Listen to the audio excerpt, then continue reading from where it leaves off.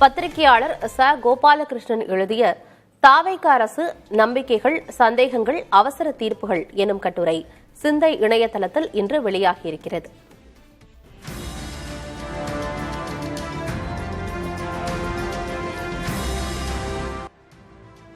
விஜய் தமிழ்நாட்டின் புதிய முதல்வராக பதவியேற்று ஒரு மாதம் கூட நிறைவடையாத நிலையில் தாவேக அரசு பல்வேறு அரசியல் விவாதங்களை எதிர்கொண்டுள்ளதாக கோபாலகிருஷ்ணன் எழுதிய இக்கட்டுரை அலசுகிறது.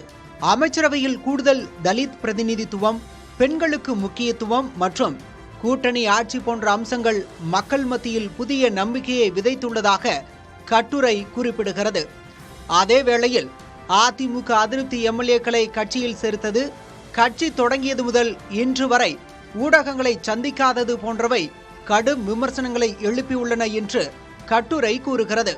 அரசின் செயல்பாடுகளை விமர்சிப்பதில் தவறு இல்லை, ஆனால் சில வாரங்களிலேயே தாவேக அரசை பற்றி முழுமையான தீர்ப்புகளை எழுதாமல் புதிய அரசின் செயல்பாடுகளை கணிக்க இன்னும் அவகாசம் கொடுக்க வேண்டும் என்று இக்கட்டுரை நிறைவு பெறுகிறது.